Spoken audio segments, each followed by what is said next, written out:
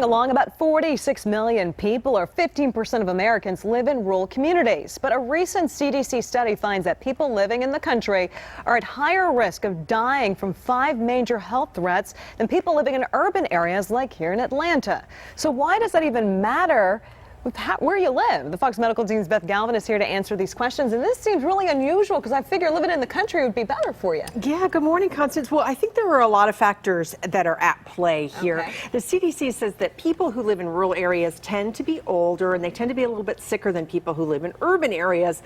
They're also more likely to smoke and have high blood pressure and struggle with their weight. And Sandra Harrington of Carroll County is hoping with some help, she can beat the odds. At 53, Sandra Harrington from tiny Mount Zion, Georgia, spends her days in the warm pool here at Sportsplex in Carrollton, teaching water aerobics for people with arthritis. I've been here 16 years. I joined 18 years ago. And Harrington figured belonging to a gym would help her lose weight. And then over the 16 years that I've been here, slowly but surely I was still gaining weight. And I'm exercising. Why am I not losing weight? Harrington knew she had to get healthier, and she's not alone. A recent CDC study found that Americans who live in rural areas are more likely to die of heart disease, cancer, respiratory illnesses, stroke, even accidents than people who live in cities. Tanner Medical Group internist Dr. Amy Eubanks says that survival gap may come down to access to care, a lack of safe places to exercise, and the habits we pick up. There are certain things that I think Southerners hold sacred in the way that they cook, and fried chicken is probably never going to disappear from the church picnic. And Dr. Eubanks, who practices primarily in Carrollton County, says cost can be an issue too. This is a very poor area overall. It's a lot cheaper to eat off the value menu sometimes than it is to cook a meal. Sandra Harrington got help from a Tanner diabetes prevention program called Get Healthy, Live Well. I learned that I wasn't eating right. Things that I thought were healthy were not healthy. And Dr. Eubanks encourages patients to make small changes that will add up over time. It's working for Sandra Harrington, who's now lost 50 pounds. My energy level is soared. I don't have to sleep 12 hours a day. When I sit down, I don't fall asleep.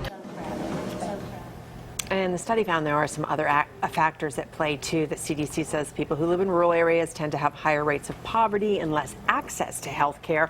They're also less likely to have health insurance to cover that care. And they have a higher death rate from accidents because they're less likely to wear seatbelts.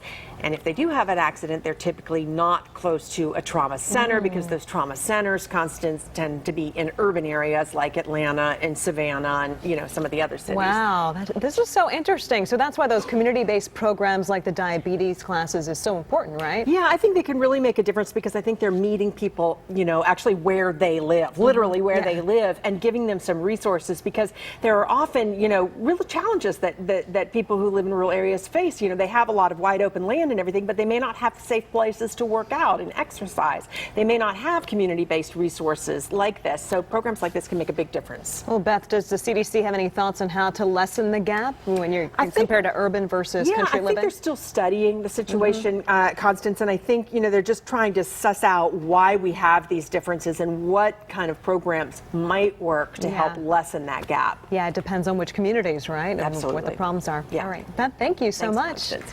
All right, time now.